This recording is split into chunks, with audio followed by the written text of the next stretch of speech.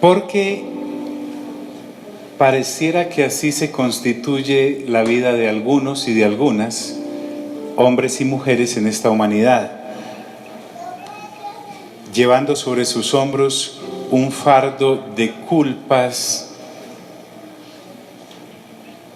y de señalamientos, y como si fuera poco, ingresan a religiones que en vez de mostrar la bondad de Dios, que es el único que puede acusarnos o condenarnos,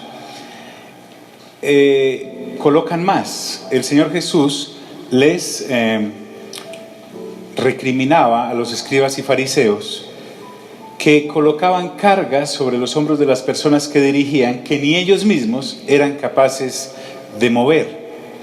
Entonces, la gracia de Dios es hermosa a través de su justicia. Diga conmigo, justicia. Fuerte, justicia. En nuestro imaginario colectivo, cuando a mí me mencionan la palabra justicia, me da la idea como del castigo de algo.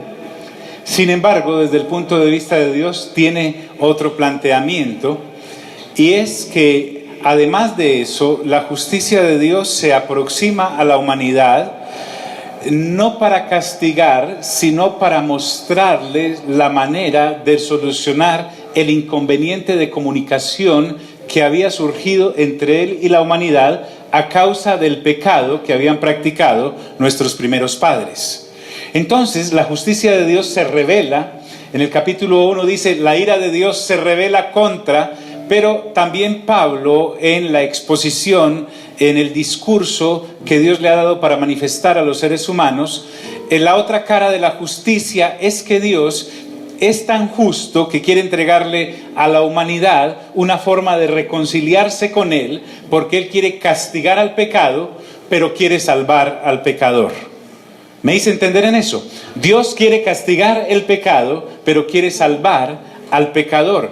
Y al entregar la ley de Moisés en el monte Sinaí, a través de los ángeles a Moisés, Él en esos mandamientos muestra cómo se castiga al pecado.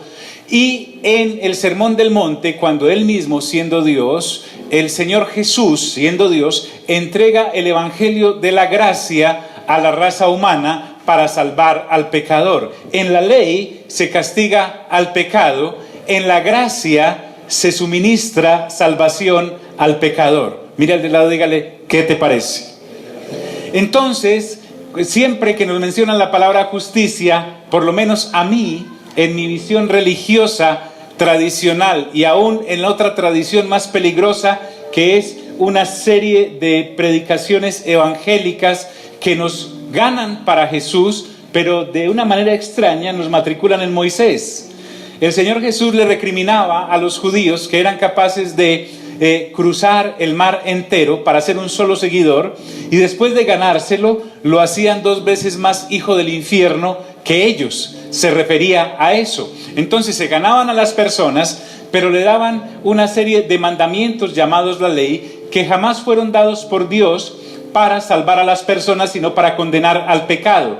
Entonces, los mandamientos de Moisés en el Sinaí traen muerte y condenación. Eso no significa que esos mandamientos son malos, porque procedieron de Dios, y solo de Dios vienen buenas dádivas y dones perfectos. Lo que ocurre es que estas personas estaban usando el instrumento correcto de Dios para el uso incorrecto de los hombres. ¿Cuántos de ustedes han tenido la experiencia de que les sirven en su casa o en algún lugar la comida y encuentran que los tenedores están todos torcidos en algunas puntas y algunos cuchillos también están doblados? Y es porque en la casa algunas personas usan esos cuchillos y esos tenedores para abrir los tarros de mermelada, los atunes, la leche, en fin. Están usando el instrumento que fue creado o diseñado, gracias, para una cosa específica, para lo que no es. Para eso es el abrelatas y las otras cosas. Estas personas usaban la ley de Moisés tratando de enseñarle a la gente que si cumplían eso se salvaban, pero era imposible porque Dios nunca dio la ley de Moisés para que el hombre se salvara, sino que dio la ley de Moisés para demostrar lo malo que era el pecado. ¿Me estoy haciendo entender? Tanto que dice, el que practique estas cosas, la paga del pecado será ¿qué? La muerte. Todo el que si yo cumplía 9 de los 10 mandamientos, pero fallaba en uno, me hacía acreedor a toda la retribución de la ley, que era la muerte. Santiago lo dice: ¿de qué me gano si cumplo determinados mandamientos, pero rompo uno? Me hago acreedor de todo el castigo de la ley. Entonces, en la ley se castiga al pecado y al pecador, pero también en la gracia, la justicia de Dios, que no es castigo solamente, se refleja su gran amor por la humanidad, tanto que hay un versículo que hemos masticado tanto, pero digerido tan poco, y es que tanto amó Dios, ¿a quién? Al mundo, que dio a su Hijo, ¿qué? Unigénito, para que todo aquel que en Él crea, no se pierda, sino que tenga, ¿qué? Vida eterna.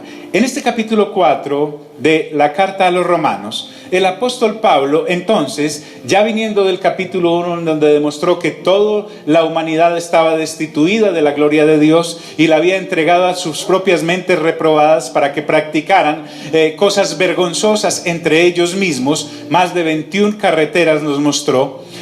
En el capítulo 2, el apóstol, guiado por el Espíritu Santo, señala al pueblo judío que era poseedor de la ley y le dice a esos poseedores de la ley: es interesante, quien quiera que seas tú que juzgas, porque en lo que juzgas a los demás te condenas a ti mismo. Tú que enseñas a no hurtar, hurtas. Tú que enseñas que no se debe ser idólatra, cometes sacrilegio. Entonces le muestra al judío que, a pesar de que era el pueblo escogido de Dios, estaba usando el material, el oráculo de Dios, que es la ley, para lo que no era, y habían olvidado o no entendieron que la ley era el esclavo o el ayo o el sirviente que llevaba a los hijos desde la casa hasta el lugar donde le enseñaban. Pero la ley en sí no era el pacto que Dios había destinado para salvación, porque en Cristo Jesús nos ha sido dado el nuevo pacto. Mientras la ley enseña, cuando Moisés recibió la ley en el monte, él cada vez que subía al monte se tenía que colocar un velo sobre su cara, porque bajaba tan resplandeciente su rostro que él no quería que pusieran sus ojos en él, pero lo hacía con dos propósitos. Además de que no quería que vieran su brillo, ese brillo era temporal y poco a poco se iba apagando. Entonces el bendito se colocaba el velo no solamente para que no vieran el brillo inicial, sino para que no vieran cómo se opacaba lentamente. Pero el apóstol Pablo, en 2 Corintios capítulo 3, 4 y 5, nos muestra que ese pacto tenía esa destinación hasta que llegara Cristo, que era el que iba a romper el velo para que nos relacionáramos cara a cara con Dios. ¿Me hago entender, amigos? Entonces las personas que siguen mirando la ley de Moisés tienen puesto un velo, porque ese velo solo se rompe cuando creo en Cristo. El problema el asunto del pueblo judío era que tenían la ley, pero no creían en el Dios que la había enviado. Porque miren lo soberbio que puede ser el ser humano. Disertábamos Álvaro y yo en estos días, no con intelectualismo, sino qué soberbios somos. El ser humano es soberbio. Note esto. Imagínense este diálogo. Hey, ¿sabes? Pero anda un pelado como de 33 años diciendo que es el Hijo de Dios. Anda perdonando pecados y además es de Nazaret. Y de Nazaret nunca ha venido nada bueno. No entendemos además cómo es que sabe tantas escrituras si no ha estudiado en ninguna de nuestras escuelas teológicas. Y para acabar de ajustar, dice que hace 33 años y medio su mamá quedó preñada por el Espíritu Santo y que entonces es el Hijo de Dios. ¿Qué te parece esa brutalidad? Lo mejor que podemos hacer para defender la franquicia de la que nos hemos apropiado es que lo matemos, busquemos alguna forma de eliminarlo, porque es un blasfemo y además está hablando contra la ley de Moisés, porque ellos no entendían, y está diciendo además que puede destruir el templo y reconstruirlo en 3 días. ¿Qué le parece pues? Fuera de eso, echa demonios, pero los demonios los echas por el príncipe de los demonios, por Belzebú. Cierro comillas. ¿Qué le parece ese diálogo entre personas que hace 2000 años se creían los conocedores, los sabedores, los consumadores de todo lo que Dios decía, que hasta asesinaron al mismo Dios? Mira al de lado y dígale, ay, ay, ay. ¿Sí me hago entender hasta ahí, amigos? Entonces entremos con esa perspectiva en el capítulo 4. ¿Cómo Pablo necesita validar el discurso que el Espíritu Santo le ha dado ante un pueblo judío que evidentemente tiene su gracia por haber sido escogido, porque le dieron la ley, porque de la tribu de Judá vino el mismo Cristo en la carne, porque a ellos les han sido dadas las promesas y son los patriarcas? Y ya encerrado en el capítulo 3, versículo 23, dice, por cuanto todos pecaron, ¿qué dice? ¿Están qué? Diga conmigo, destituidos de la gloria de Dios, de la comunión con Dios. Ya nos ha encerrado a todos bajo pecado, pero en el capítulo 4, él quiere mostrarle al pueblo judío que el asunto de la fe va más allá de la ley y de las obras, y que Abraham, que es uno de los patriarcas que ellos reconocen como el originador del pueblo judío en la carne, Pablo usa la metodología de las preguntas y las respuestas, y comienza con esta pregunta al capítulo 4. Dice, ¿qué pues diremos que halló a Abraham, nuestro padre, según la carne? Recuerden que él viene hablando de que en el capítulo anterior, tanto los circuncisos como los incircuncisos tienen un mismo Dios, porque los judíos habían dado la idea de que los gentiles tenían un Dios y ellos tenían otro por la forma en cómo aplicaban la ley. Sin embargo, Pablo acaba de decir que en el capítulo anterior, en la persona de Jesucristo, por la expiación y el derramamiento de su sangre preciosa y la fe que tenemos en ese sacrificio como justicia de Dios para los hombres, hay un solo Dios. Diga conmigo, un solo Dios. Ahora, él necesita demostrar, el apóstol Pablo, guiado por el Espíritu Santo, que ese solo Dios es tan Dios de los gentiles como de los judíos. Y va a usar un argumento histórico, diga conmigo, histórico. Es decir, él les va a demostrar que Abraham fue primero que Moisés quien recibió la ley, y que Abraham, siendo el padre de todos los judíos, también es el padre de todos los gentiles. Note esto, dice, ¿qué pues diremos que halló Abraham nuestro padre según la carne? Y dice, porque si Abraham fue justificado por las obras, tendría de qué gloriarse, pero no para con Dios. Es decir, la idea que transmitía el pueblo judío era que en mí realmente habría cierta clase de bondad que me inspiraría para buscar a Dios y ser justificado por mi fe en Él. Lo que Pablo quiere demostrar es que aún la mejor de nuestras obras, diga conmigo, los seres humanos nacen una vez, dígalo, del papá y de la mamá. Por lo tanto, nacen ¿bajo qué? Bajo pecado. Muy bien. Como toda la naturaleza es caída, la naturaleza humana, tanto el peor de los asesinos como el más loable de los hombres, que solo ha nacido una vez, son igual de malos. Eso no cabe en una mente religiosa, pero en el discurso que el apóstol Pablo trae, sí. Por lo tanto, si hubiese algo bueno en mí, a pesar de todas las obras malas de la humanidad, que me iniciara a mí para buscar a Dios, que me propulsara para buscar a Dios, esa sola bondad que hubiera en mí haría injustificado que Dios se hubiera hecho hombre para redimir a los hombres en la faz de la tierra. Es decir, si hubiese algo bueno en mí, entonces Jesús, el Hijo de Dios, no habría tenido necesidad de venir a salvar a la humanidad. ¿Me hice entender en eso? Entonces dice, porque si Abraham fue justificado por las obras, tiene de qué gloriarse, pero no para con Dios. Diga conmigo, no para con Dios. Note esto, estoy usando la versión del 60, que me parece la más cercana a lo que el pensamiento del apóstol Pablo y de Dios quiere transmitirnos. Usted puede usar cualquiera otra. Y él usa la escritura, diga conmigo la escritura. A un judío él no le podía entrar de otra manera y le dice, Porque, ¿qué dice la Escritura? Creyó, diga conmigo, creyó. Note qué lindo esto. Creyó Abraham a Dios y le fue contado, ¿por qué?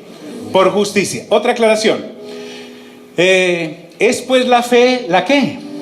La certeza de lo que qué. De lo que se espera, la convicción de lo que no qué. De lo que no se ve. Muy bien. Es pues la fe, la certeza de lo que se espera, la convicción de lo que no se ve. ¿Quién es el padre de la fe?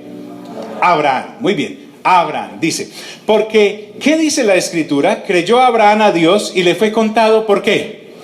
De la fe que voy a hablar acá, no es la fe que yo puedo desplegar para creer, voy a conseguir un carro, y después voy a conseguir con qué tanquearlo, y después con qué cambiarle llantas. No es la fe para conseguir cosas, ¿correcto? Aquí es la fe a la que se refiere, la fe que tengo en los actos de Dios para yo poder llegar a ser justificado. Me explico. La Biblia dice en Romanos capítulo 12 que Jesús es el autor y el consumador ¿de qué? Dígalo, el autor y el consumador ¿de qué? De la fe. Diga conmigo, Jesús es el autor y consumador de la fe. Ahora, ¿quién es Jesús? Dios. Por lo tanto, lo que está diciendo es que Dios, para poder justificar a la humanidad que no podía cumplir con sus requisitos, tuvo que venir Él mismo para cumplirla. Por lo tanto, Dios es el autor y cuando viene a la vez es el consumador ¿de qué? De la fe. Es decir, solo Dios pudo haber hecho todo ese trámite. Entonces, mi fe no es la fe que tengo para creer, sino para reconocer que solo Dios pudo haber hecho eso y haber venido e ir a la cruz del Calvario, derramar su sangre preciosa para poder pagar por todas las injusticias de la humanidad, y el haber nacido bajo injusticia, entonces al morir paga. Diga conmigo, al morir paga. Pero al resucitar, diga conmigo, resucitar, nos justifica. Si el Señor Jesús no hubiese resucitado, sería como cualquiera de los animales que en el Antiguo Testamento se ofrecían para cubrir los pecados y derramando su sangre. Pero la dificultad con esos animales, fueran perfectos o no, corderos, tórtolas, según el estrato, o becerras, ninguno de esos animales resucitó. Cuando Jesús viene, Juan el Bautista dice, he ahí el cordero de ¿quién? ¿Que quita qué? El pecado del mundo. Al morir, Él paga, y al resucitar, Él justifica, porque en la resurrección es que somos reconciliados con Dios. ¿Están aquí mis amigos?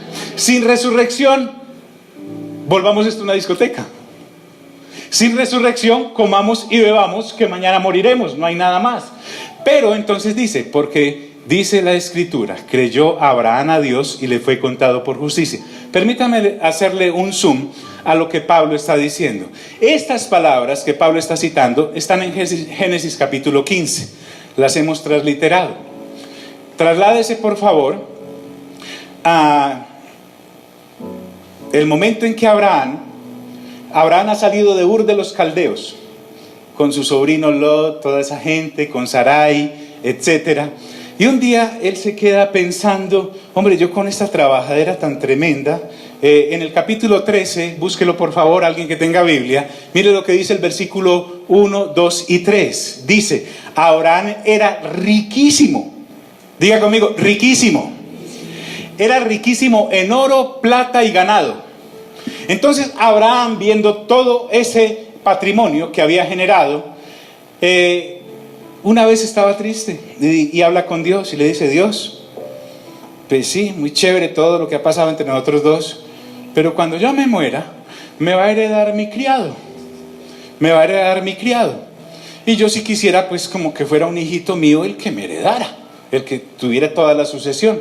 Y entonces Dios viene a él, diga conmigo, viene a él, y miren lo que le dice.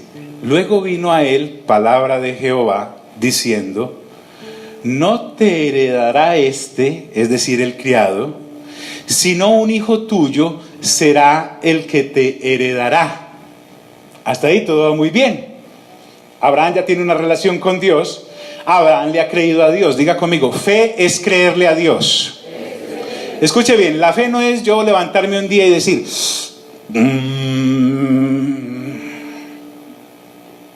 y algo empieza a surgir en mí para parir algo por la fe. No, es tener una palabra de Dios y con base en esa palabra dirigir todas mis fuerzas, con todas mis fuerzas, con toda mi alma, con todos mis anhelos, a creer en esa promesa que ha generado Dios y que ha de consumar Dios.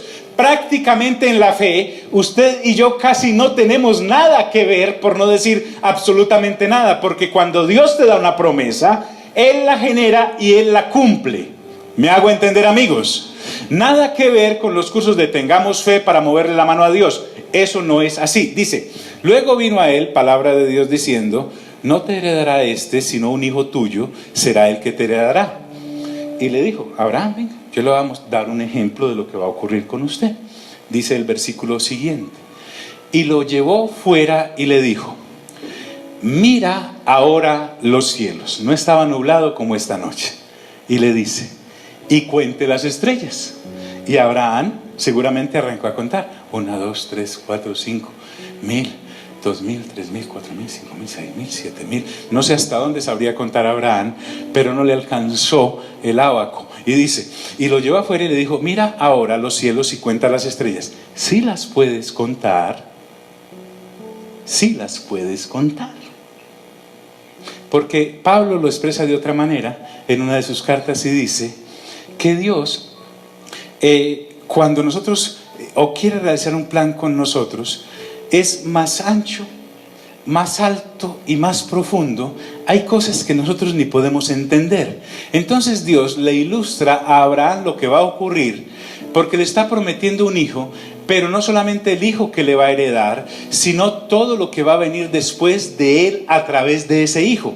Y le dijo, así será tu descendencia. Diga conmigo, yo soy descendencia de Abraham. Ahorita va a confirmar por qué. Entonces Dios, Abraham ya estaba más o menos de avanzada edad, su mujer también, y Dios le está hablando a este hombre que su heredero no va a ser el criado, sino que va a tener un hijo, va a tener un hijo.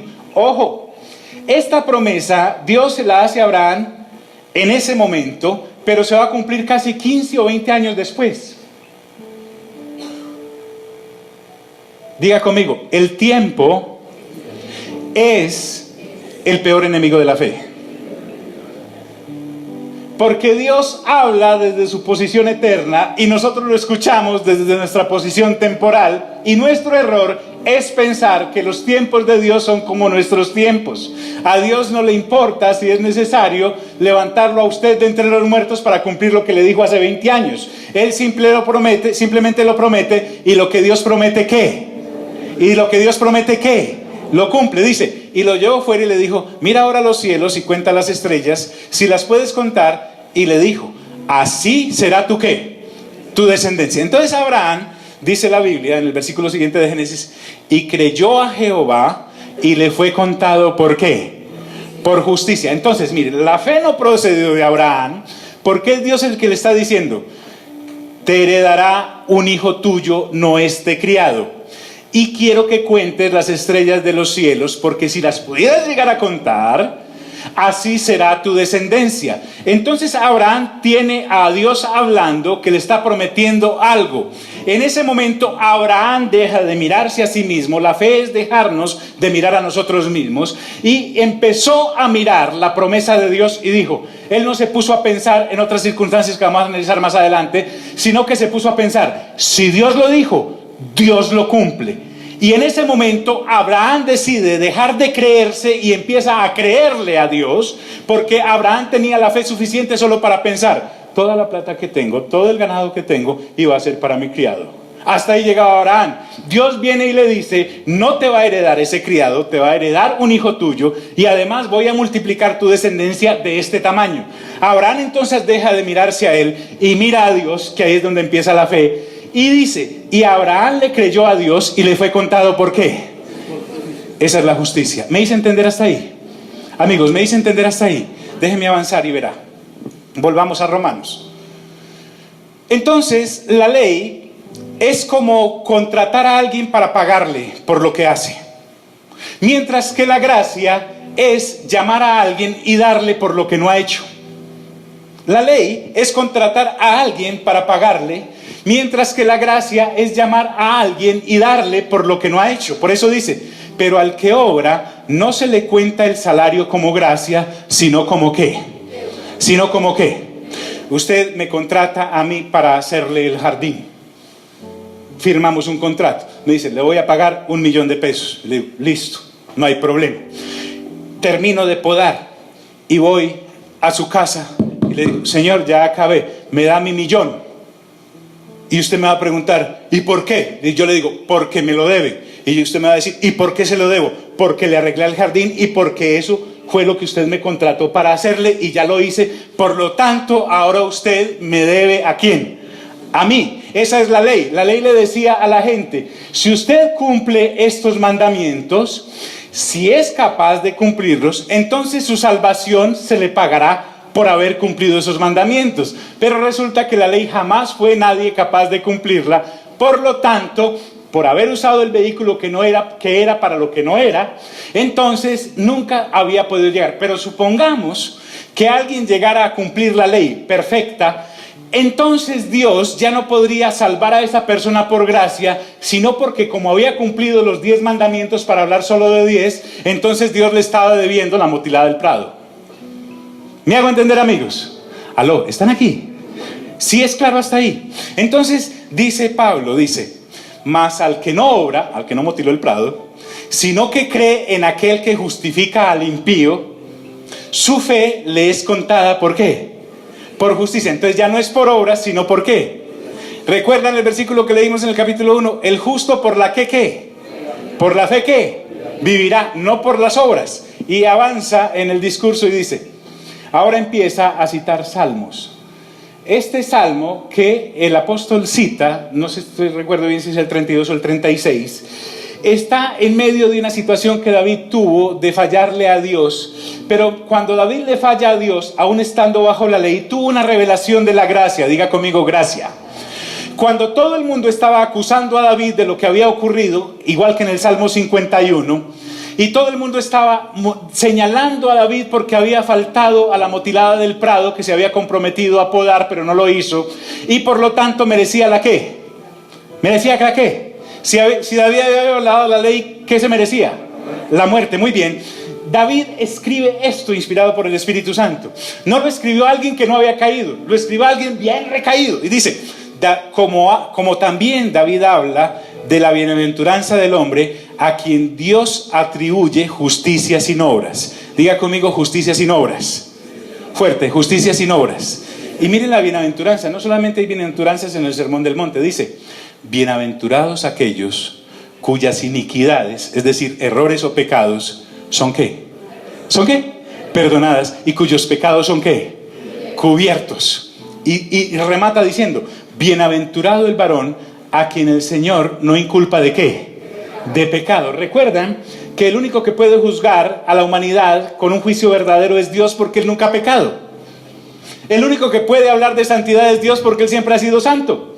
Entonces el único que se puede acercar al ser humano y decirle, estás mal, porque yo como nunca he estado mal, puedo ver que estás mal. Otro ser humano que nació bajo pecado, así sea muy bueno y no haya caído en cosas malas, pero nació bajo pecado, está tan mal como el que cometió el pecado. Entonces Dios se levanta y le dice a la humanidad, pudiéndote castigar de toda muerte a través de la ley que te he entregado, he decidido perdonarte y perdonar todos tus pecados en mi Hijo Cristo Jesús, que ha derramado su sangre. ¿Aló? Entonces dice, bienaventurado el varón a quien el Señor no inculpa de pecado.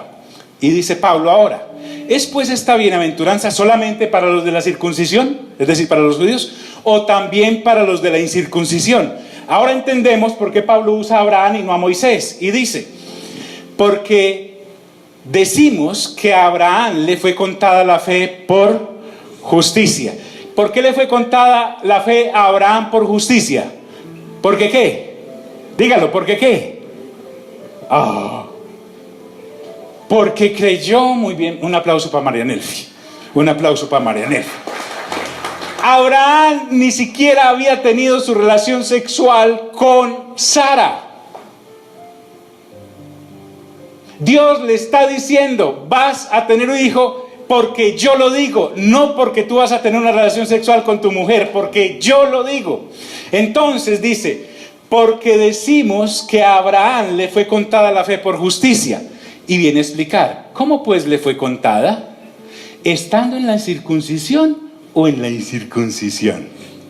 Entonces, aquí es donde Pablo viene a mostrarnos que Abraham es padre de nosotros los gentiles también, porque cuando Abraham recibe la promesa de que va a tener un hijo, aún no lo habían ¿qué? Circuncidado, no lo habían circuncidado.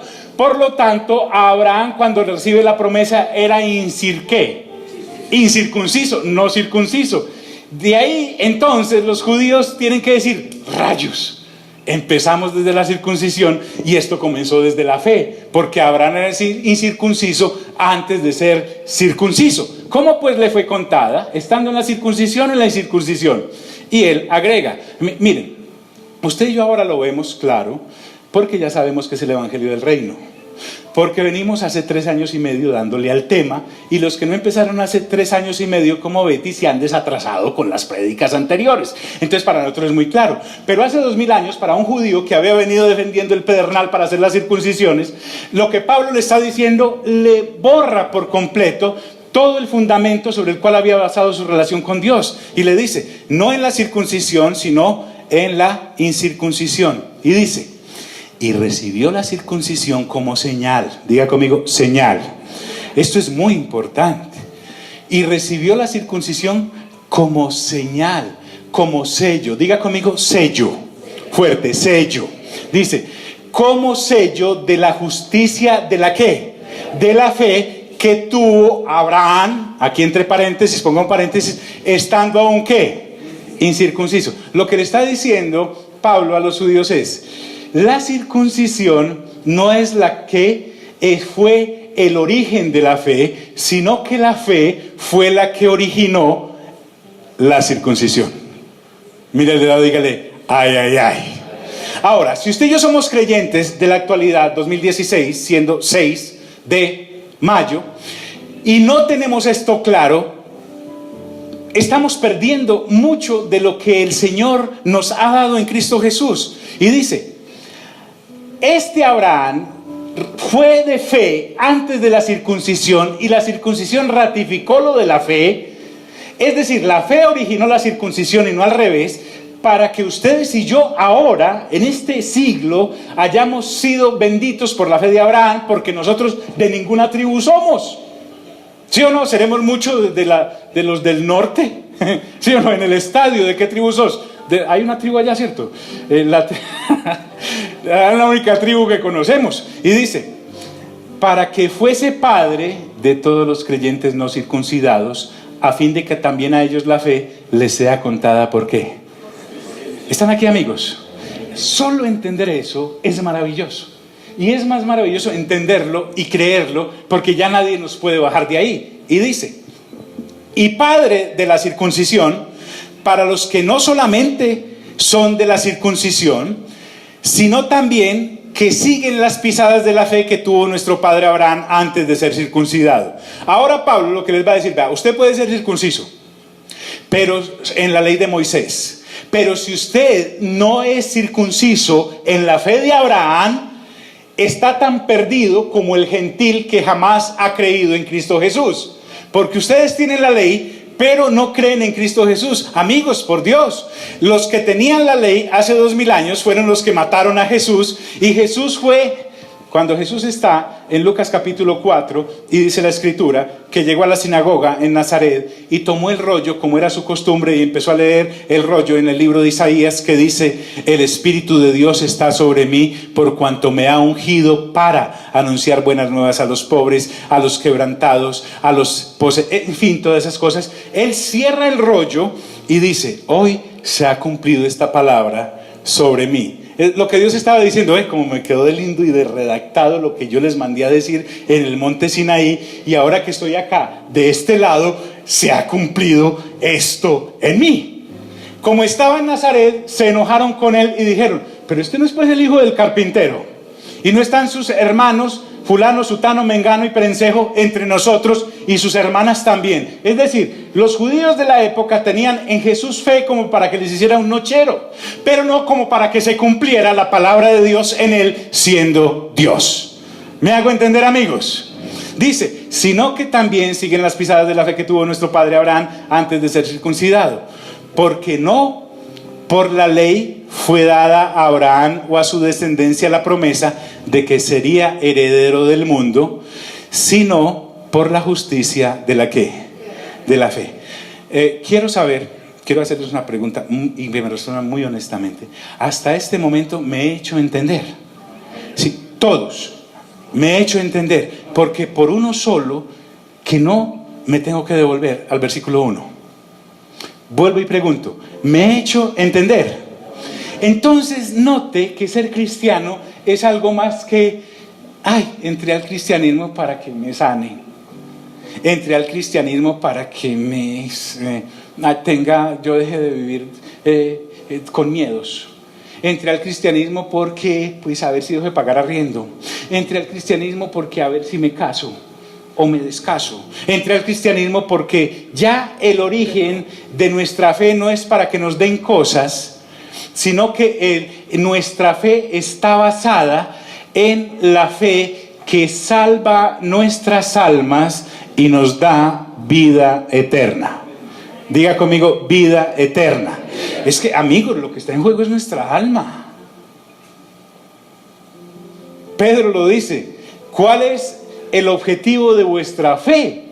Pedro dice, la salvación de vuestras almas. Y dice, sino por la justicia de la fe. Porque si los que son de la ley son los herederos. A propósito, esta promesa se le hace a Abraham, y Abraham es circuncidado 400 años antes de que nazca Moisés y le den las tablas de la ley que consagran la circuncisión. Entonces dice, porque si los que son de la ley, los de Moisés en el monte Sinaí, son los herederos, diga conmigo, herederos. Yo sé que algunos aquí a nivel de padres terrenales no heredamos ni tierra en el ombligo porque nos entregaron la declaración de renta en ceros y debiendo. La generación anterior de muchos de nosotros se lo comió todo. Es más, a ellos también se le comieron todo, no nos dejaron ni tetero. ¿Correcto? Entonces, aquí me está hablando de una herencia, diga conmigo, herencia. Ahora, esa herencia es la vida eterna, por eso dice, porque si los que son de la ley son los herederos, vana resulta la fe. Solo los judíos serían salvos por la ley de Moisés. ¿Y anulada qué? Diga conmigo, promesa.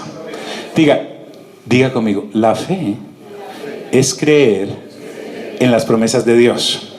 Entonces note, si los herederos son los judíos por la ley de Moisés y no por la fe de Abraham, entonces los que somos incircuncisos quedamos por fuera. Usted dirá, mi hermana, pero es que la circuncisión es para los hombres nomás, a mí no tienen, ¿qué me van a circuncidar a mí? ¿Cierto? Dirán, es que está hablando como raza, diga conmigo, como raza. Entonces, la fe nos circuncida algo que no va en el exterior del cuerpo, sino que va en el corazón. Con el corazón se cree para justicia, y con la boca se confiesa para salvación, dice Romanos. Porque si los que son de la ley son los herederos, van a resultar la fe y anulada la promesa. Pues la ley produce ira. Diga conmigo, ira. Mira qué interesante esto. Aunque la ley es buena y perfectamente buena, porque la mandó Dios, lo que nos está mostrando Dios con la ley es que hay una ira de Él que no es como la ira que nos da a nosotros cuando nos machacamos con un martillo. La ira de Dios es lo más hermoso del mundo, porque la ira de Dios es amor. Por amor es que Dios castiga el pecado. Entonces, por ahí dices, pues la ley produce ira, pero donde no hay ley tampoco hay transgresión. Entonces, si a mí no me ponen el letrero de caminar a 60, yo puedo caminar lo que me dé la gana. Cuando me ponen el letrero es que yo empiezo a ser transgresor. Pues la ley produce ira, pero donde no hay ley tampoco hay transgresión. Por tanto, es por fe, para que sea por gracia, a fin de que la promesa sea firme para toda su descendencia. Vuelva conmigo y diga, soy descendencia de Abraham. en este gremio actual que vivimos de predicaciones sobre añadiduras, una como esta puede provocar hasta sueño. Por eso yo le recomiendo urgentemente que se haga esta charla y la escuche varias veces para que pueda ver, porque hasta que uno no lo ve, no lo ve. Dice, por lo tanto, es por fe para que sea por gracia, a fin de que la promesa sea firme para toda su descendencia. A estas alturas yo puedo decir, pastor, pero es que muy chévere eso, lo de la vida eterna, pero es que el problema es que yo necesito es pagar el arriendo. ¿Aló? ¿Sí o no? Los servicios. Es que lo que yo tengo es la DIAN detrás de mí que me está persiguiendo, o unos enemigos que me quieren matar, o una empresa que necesito sacar adelante. Eso se llaman añadiduras. Diga conmigo, añadiduras. Resulta que el Señor Jesús dice, buscad primeramente ¿qué?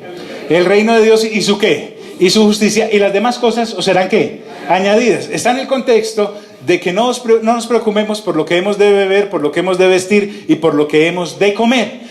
Porque en el versículo 32, que está antes del 33, de Mateo capítulo 6, dice, porque los paganos, los que solo han nacido una vez del papá y de la mamá, por esas cosas se mantienen preocupados. Pero ustedes, los que han nacido por segunda vez, tienen un Padre con P mayúscula que está en el cielo, que sabe que tenéis necesidad de esas cosas y se las dará antes de que abran la boca pidiéndoselas. ¿Sí me hago entender, amigos? ¿Por qué en el tesoro no se predica sobre añadiduras? Porque eso es para gente nacida una sola vez que no sabe nada de la fe. Mientras que los que hemos nacido dos veces estamos proyectados a entender lo que es el reino de Dios y su justicia, y como tenemos un Padre, diga conmigo, Padre. Ahora, usted tal vez no entienda lo que es tener un padre porque ya tiene uno. Por ejemplo, yo que no tuve un padre, cuando a mí me entregaron la vuelta de que yo tenía un Padre en los cielos que se ha hecho cargo de mí en todas las áreas, lo entendí perfectamente. El Salmo 27, verso 10 dice, lo charlaba con unos amigos en estos días, dice, aunque tu padre y tu madre te abandonen, o sea, el padre y la mamá que te parió en el primer nacimiento, dice el versículo, con todo el Señor te recogerá en tu segundo nacimiento. ¿Sí me hago entender? Entonces se trata de qué nacimiento soy. Por tanto, es por fe para que sea por gracia, a fin de que la promesa sea firme para toda su descendencia. No solamente para lo que es de la ley, los judíos, sino también para que es la de la fe de Abraham, los gentiles, el cual es padre de todos ¿qué?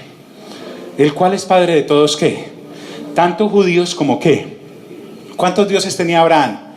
Uno. Si tenemos un solo padre desde la carne que es Abraham, por lo tanto tenemos un solo Dios que era en el que Abraham creía. Y dice, como está escrito, te he puesto por padre de muchas gentes. Usted y yo que nos creíamos como Yolanda de Río, la hija de nadie, por un error criminal del destino, ¿sí o no? Resulta que usted y yo sí tenemos un origen y es en Abraham. Dice, como está escrito, te he puesto por padre de muchas gentes. Delante de Dios, no leamos este versículo que está entre paréntesis, quiero leerlo desde acá. No solamente para la que es de la ley, sino también para la que es de la fe de Abraham, el cual es padre de todos nosotros. Sáltese y mire lo que dice. Abraham es padre de todos nosotros delante de Dios. Diga conmigo, delante de Dios. O sea que yo voy a Dios y Dios me dice, ¿y usted por qué lado viene? Y yo le digo, por el lado de Abraham, que le creyó a usted que le iba a dar un hijo y mucha descendencia. Así que, pa, soy tu hijo, porque soy de Abraham, que te creyó lo que tú le dijiste. Amén. Dice, delante de Dios a quien creyó, el cual da vida a los muertos y llama las cosas que no son como si qué, como si fuesen. Entonces lo que está diciendo es, yo que no era hijo, ya soy hijo. Y no solamente de Abraham, que fue el que le creyó, sino del Padre que hizo la promesa. Y dice, me gusta esto. Diga conmigo, esto le gusta al pastor. Porque mire que la fe de Abraham no estaba puesta en él, sino en Dios que hizo la promesa. Volvamos allá. Dice, él, Abraham, creyó en esperanza contra esperanza. Es decir, a las buenas y a las malas. Para llegar a ser padre de muchas gentes, conforme se le había dicho. ¿Quién se lo había dicho? Dios. Dios le había dicho, así será tu descendencia. Y si esta fuera la hora, Abraham todavía estaría contando estrellas. Pin 1, pin 2, pin 3 y llene. Porque la promesa se la hizo Dios. Pero aquí viene lo bacano, como dicen los pelados. Volvamos allá. Diga conmigo, volvamos allá. Fuerte, volvamos allá. Dice el Señor. Oiga pues, Abraham está ya viejito. Mire usted. Abraham oye la promesa de Dios, está contando estrellas, le cree a Dios y de pronto echa a mirar para abajo y se ve él. Lo que debilita la fe es cuando dejamos de mirar a Dios. Me gusta la alegoría de algunos que dicen que Pedro se empezó a hundir cuando empezó a mirar las olas y dejó de ver al Señor. Dice, y no se debilitó en la fe al considerar su cuerpo. Es decir, Abraham llegó y se empezó a mirar y ya no tenía cuadritos, sino el cable que le ponen al cuadrito detrás, no más, ¿cierto? Que estaba ya como muerto. Es decir, Abraham estornudaba y ni caja de dientes le salía. Dice, y no se debilitó en su fe al considerar su cuerpo que estaba ya como muerto, siendo ya casi de ¿cuánto?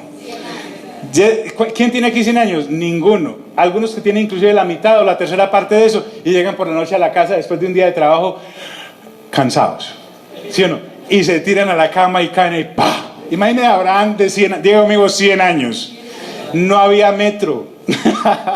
No había lo de los buses del metro, ¿cómo se llama? Metrobuses. ¿Cómo se llama? El integrado. No había carros, no había escaleras eléctricas. Todo lo que Abraham hacía lo tenía que hacer a pie. Y él solo. Y a la edad que fuera. Es más, cuando fue a sacrificar a Isaac, ¿cierto? Le tocó 3 días de camino boleando. Ven, dice, y no se debilitó. ¿Qué ocurre? Cuando yo dejo de mirar las promesas de Dios y me miro a mí, ahí es donde empieza el problema y me acaba la fe, porque yo no tengo fe. La fe me la produce es creer en quién, y en lo que Él ¿qué? Dice. Y no se debilitó en la fe al considerar su cuerpo que estaba ya como muerto, siendo casi de 100 años. Pero ahí no acaba el asunto. Un hijo se tiene ¿entre cuántos? Entre 2. Pues Abraham diría, pues por lo menos que me saquen un óvulo tampoco, ¿de qué le sacan a uno? Esa vaina. Y entonces, inseminen, fertilicen a esa sardina con la que yo estoy saliendo, que esa sí está llena de vida, ¿cierto? Pero entonces él se miraba a sí mismo y miraba para el otro lado de la cama y se encontraba con Sara. Estaba más arrugada que 3 pasitas, ¿cierto? Iba como en la tercera menopausia. Abraham y Sara se sentaban en la silla mecedora en el corredor de la casa y empezaban a hablar y Sara ya estaba dormida. Dice, o la esterilidad de la matriz ¿de quién? De Sara. Y dice, tampoco dudó por incredulidad, porque uno tiene fe o no cree, de la promesa de Dios, sino que se fortaleció en fe, dando gloria a Dios. O sea, el asunto de Abraham era cuando él se veía y veía a Sara y decía, Dios tiene que ser muy grande para inflar esto, ¿sí o no? Porque es que él fue el que lo dijo, ¿sí o no? Si a mí no, ya. Y Sara miraba a Abraham y se reía, porque es que la bendita era bien charra y decía, pues que Abraham no me da ni la hora para que Dios venga a decir que vamos a tener y cuente. ¿Cuántas estrellas llevas, mi amor? Porque ellos nunca dejaron que su fe decayera al verse ellos o al ver lo que los rodeaba, sino que siempre ponían su fe ¿en quién? En Dios. Dice, tampoco dudó por incredulidad de la promesa de Dios, sino que se fortaleció en fe dando gloria a Dios, plenamente convencido de que Dios era también poderoso para hacer todo lo que había que prometido. Y vuelvo y les digo, eso no ocurrió ahí mismo, fue 15 años después, más pasita y más quedahuel. ¿Están conmigo, mis amigos? Entonces, la fe, de tanto darle la gloria a Dios, de tanto darle la gloria a Dios, un día Abraham se levanta y le dice, mi amor, vamos a cumplir el plan de Dios. Y lo cumplieron. Entonces, no sé cómo, pero él tuvo energía, algo le entró en su cuerpo, tuvo otra vez virilidad. Sara lo vio y dijo, ay mi amor, como a los 20, ¿cierto? Y tuvieron una relación sexual, eso no se oía sino las garras del león y ya, punto. ¿Por qué? Porque miró a Abraham a Sara, porque Sara miró a Abraham. ¿Veían a quién? ¿A quién? Por eso oré antes de consumir los alimentos. Entonces dice, todo lo que le había prometido. Por lo cual, dice la Biblia, también su fe le fue contada por justicia, la de Sara. ¿Ok? Y no solamente con respecto a él, a Abraham, se escribió, le fue contada, sino que aquí viene, todo lo de tu padre Abraham se te traslada a ti, porque es la herencia. Dice, y no solamente con respecto a él se escribió que le fue contada,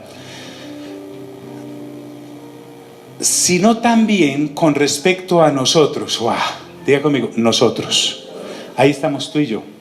Sino también con respecto a nosotros, a quienes ha de ser contada. Esto es a los que creemos en el que levantó de los muertos a Jesús, Señor, ¿qué? Nuestro. Y dice la Escritura, el cual fue entregado por nuestras transgresiones y resucitado para nuestra ¿qué? Justificación. Póngase en pie, por favor.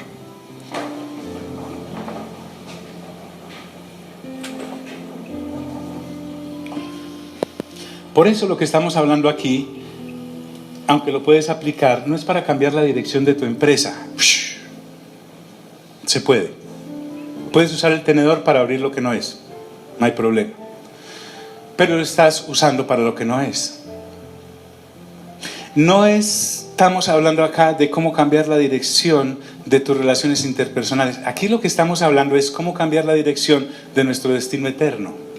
Porque íbamos al mismo foso del infierno y el Señor decidió entregarnos su justicia en Cristo Jesús para que ya no fuéramos hacia ese lado oscuro y tenebroso, sino hacia su luz. Diga conmigo, puestos los ojos en Jesús, autor y consumador de la fe. Diga conmigo, si quiero tener fe, debo dejar de mirarme y las imposibilidades que me rodean y poner los ojos en Dios, que es poderoso, y cuando da sus promesas, Él mismo las cumple en mí. Amén y amén. Dios les bendiga y les guarde a todos.